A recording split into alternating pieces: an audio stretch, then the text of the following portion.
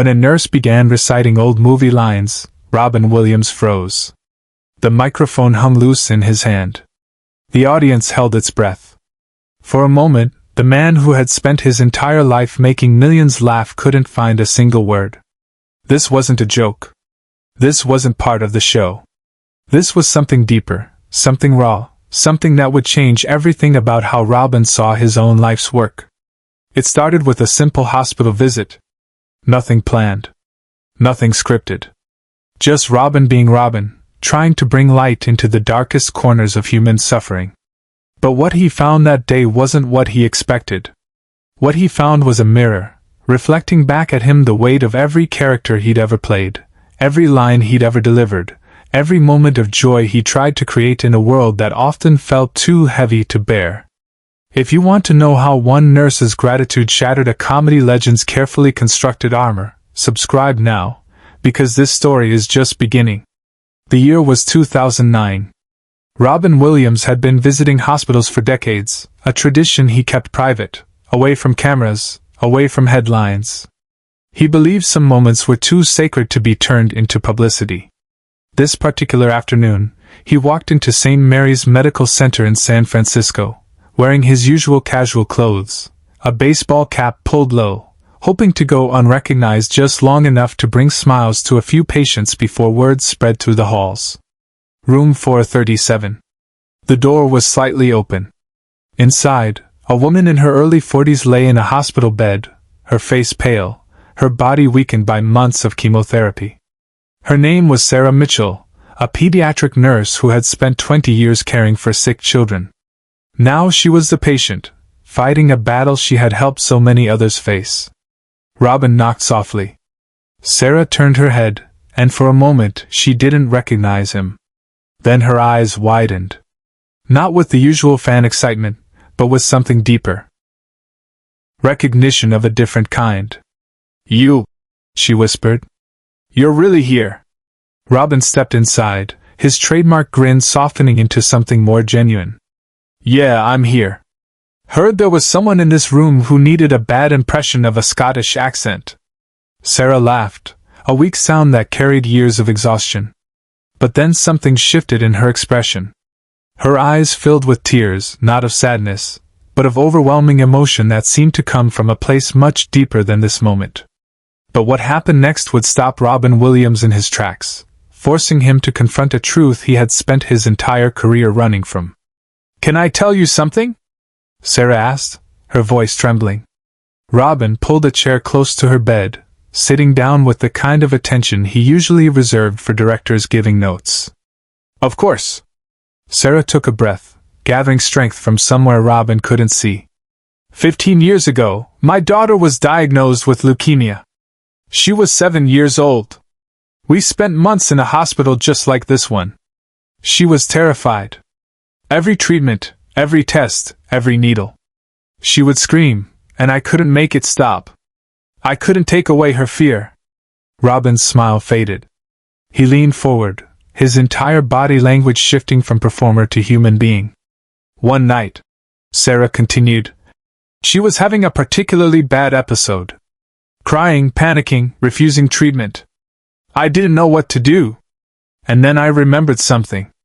I remembered a movie we had watched together a few months before she got sick. Your movie. Mrs. Doubtfire." Robin's breath caught. Almost imperceptibly, but Sarah noticed. "I started doing your lines. Just randomly, desperately. Anything to distract her. And you know what happened?" Robin shook his head slowly. "She stopped crying. She looked at me like I had performed magic. And she said, 'Do it again, Mommy. Do the funny voice again.'" Sarah's tears flowed freely now. "So I did. I did it every single day for 6 months. Every treatment, every painful procedure, I would be Mrs. Doubtfire. I would be Genie. I would be every character you ever played that made her laugh. And it worked. It got her through. It got us both through." The room fell silent. Robin's hands, usually so animated, so constantly in motion, lay perfectly still on his lap. "She's alive," Sarah said, smiling through her tears. She's 22 now. She's in college. She's studying to be a pediatric oncologist because of what we went through. Because of how we survived it. Because of you. Robin Williams stopped breathing. Not metaphorically. Literally, for 3 full seconds he forgot to breathe. I never got to say thank you. Sarah whispered. I never thought I'd get the chance. But here you are.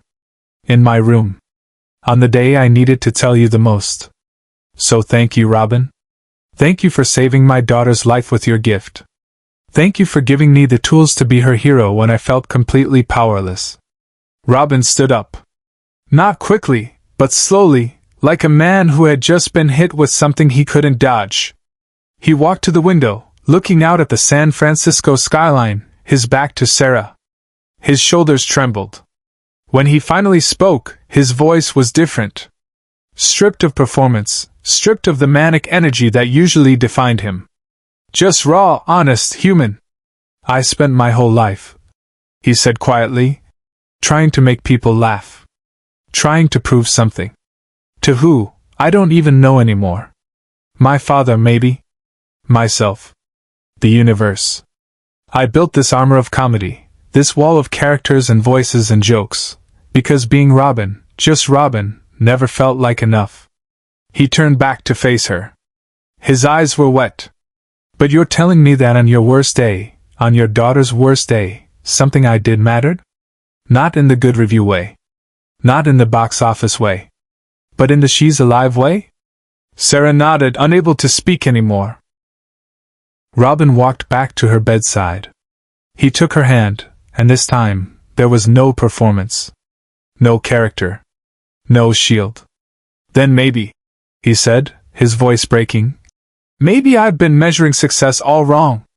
Subscribe and leave a comment, because the most powerful moment of Robin's life is still ahead, and what happens next will show you why one conversation can change everything. What Sarah didn't know was that Robin had been carrying a secret. A weight that had grown heavier with each passing year, each new role, each standing ovation that left him feeling more empty than fulfilled. Robin sat back down, but this time, he didn't sit like an entertainer visiting a fan. He sat like a man who had just discovered something he had been searching for his entire life without knowing it. Can I tell you something now? He asked Sarah. Something I've never told anyone in a hospital room before?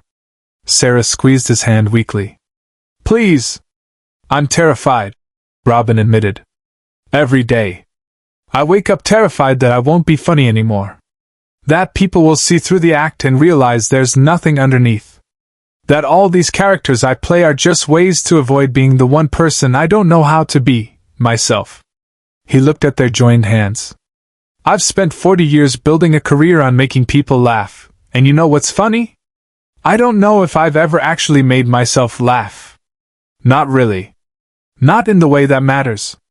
Sarah's medical training kicked in despite her own exhaustion. She recognized what she was hearing.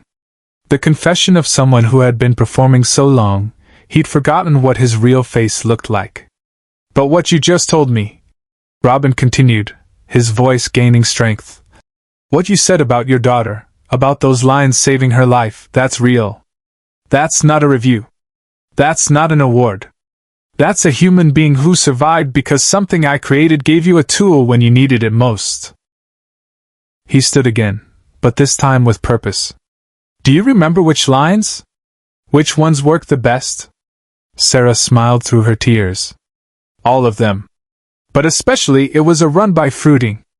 She loved that one. She would laugh so hard she'd forget she was in pain. Robin's face transformed. Not into a character. Into something more powerful. Into recognition. Every artist wonders if their work matters, he said. We chase applause, we chase awards, we chase validation from critics and audiences and our peers. But you just gave me something none of that ever could. You gave me proof that when I was performing for millions, I was also performing for one little girl who needed it to survive. And that one little girl matters more than all the box office numbers in the world. Then Robin Williams did something he almost never did. He let the mask fall completely. He sat back down, and for the next hour, he didn't do impressions. He didn't tell jokes. He didn't perform. He just talked. About his fears, his doubts, his struggles with depression that he had been hiding behind laughter for decades. About the pressure of being on all the time. About the exhaustion of being everyone's source of joy when some days he could barely find his own. And Sarah, despite her weakness, despite her own pain, listened. Not as a fan. Not as someone starstruck by celebrity.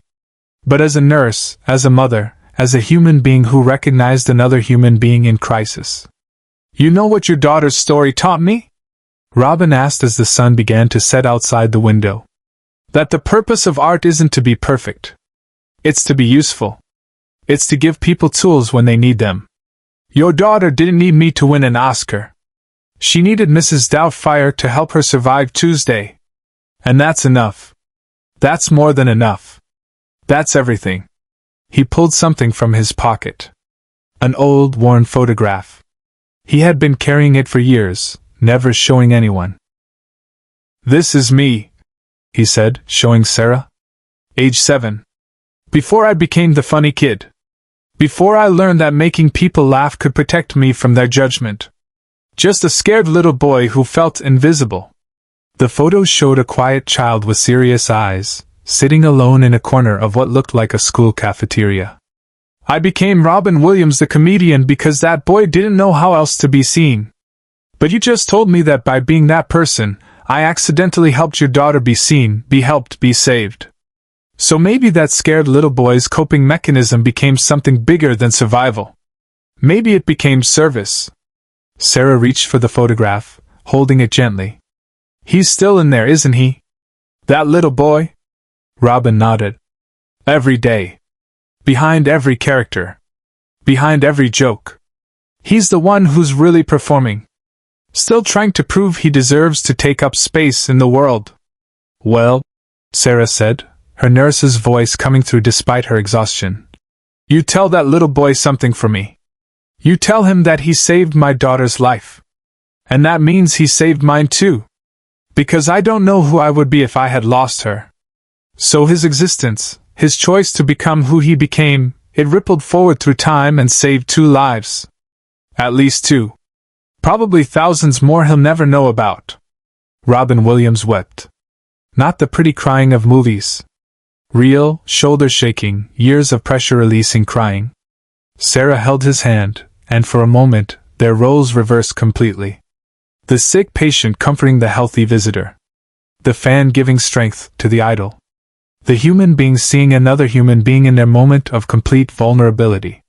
When Robin finally composed himself, he wiped his eyes and laughed. Not a performative laugh. A real one. Small, honest, surprised. "I came here to cheer you up," he said. "You did," Sarah replied. "Just not in the way you expected." Robin stayed another hour. As he prepared to leave, Sarah said one more thing.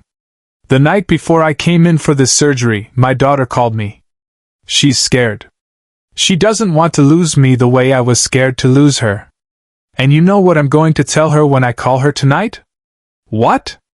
Robin asked. "I'm going to tell her that Robin Williams came to visit me.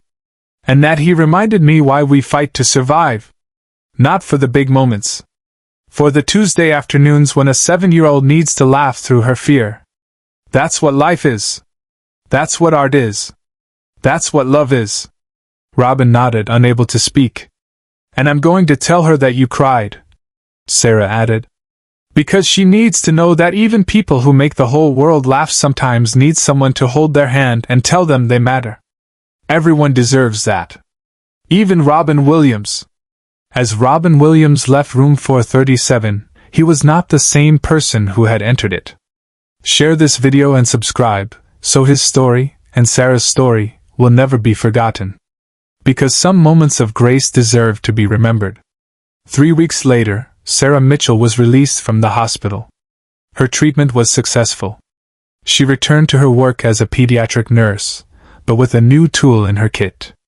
She started a program at her hospital called Character Therapy, where nurses learn to use movie characters, voices, and impressions to help young patients through difficult procedures. She never told the press that Robin Williams had inspired it. She kept that moment sacred. Robin Williams never spoke publicly about his visit to room 437. But those close to him noticed a change. He was quieter sometimes. More present. Less frantic in his need to fill every silence with noise. Years later, when asked in an interview what moment in his career meant the most to him, Robin paused. The interviewer expected him to mention an Oscar, a standing ovation, a record-breaking film. Instead, he smiled that quiet smile that few people ever saw, and said, "There was this nurse once. She thanked me for something I didn't even know I had given. And in that moment, I realized that the best performances of my life weren't the ones people applauded. They were the ones that helped someone survive a Tuesday." He never explained what he meant. He didn't need to. Some gifts are too sacred to be measured by applause. They're measured in lives continued, in children who grew up, in mothers who got to hold their daughters again. In hospital rooms where laughter became medicine, and a stranger's kindness became the difference between giving up and holding on. Robin Williams taught the world to laugh. But Sarah Mitchell taught Robin Williams why laughter mattered. And that made all the difference.